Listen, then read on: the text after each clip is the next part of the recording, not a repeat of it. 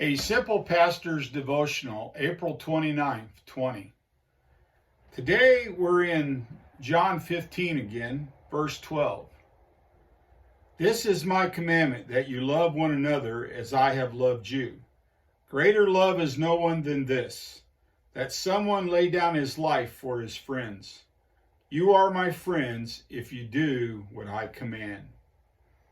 And you just listen to these verses. Jesus is telling his disciples, if you love me, you will keep my commandments.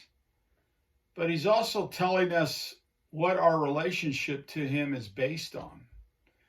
He talks about a friend dying for his friends. That's exactly what Jesus did for us. We could not save ourselves, so Jesus went to the cross, and he willingly paid the price for the penalty of our sin. He took our place. He did that out of love, and he also, out of that action, said, this is the action that should motivate you as my followers. Rather, our actions towards one another and people, even enemies, should be actions of love. And where do we get the motivation? By looking at Jesus Christ.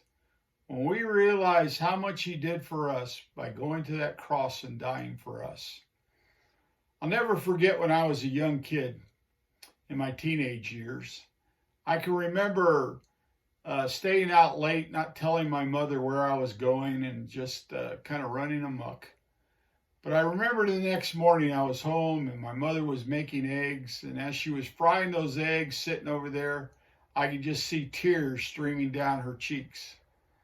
And the reason she was crying is because I had broken her heart by not letting her know what I was doing. And I can remember how awful that felt, because I knew she loved me and I loved her. And I can really say from that moment on, I really tried not to disappoint my mother, not with disobedience.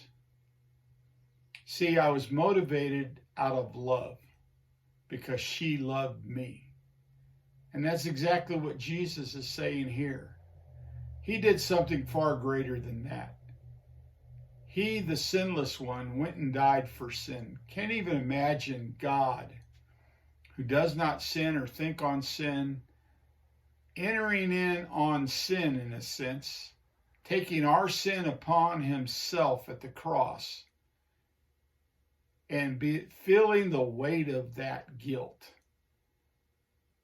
so that you and I could be free of the consequences of our sin, because he bore those consequences. Don't live for Christ trying to dot I's and cross T's.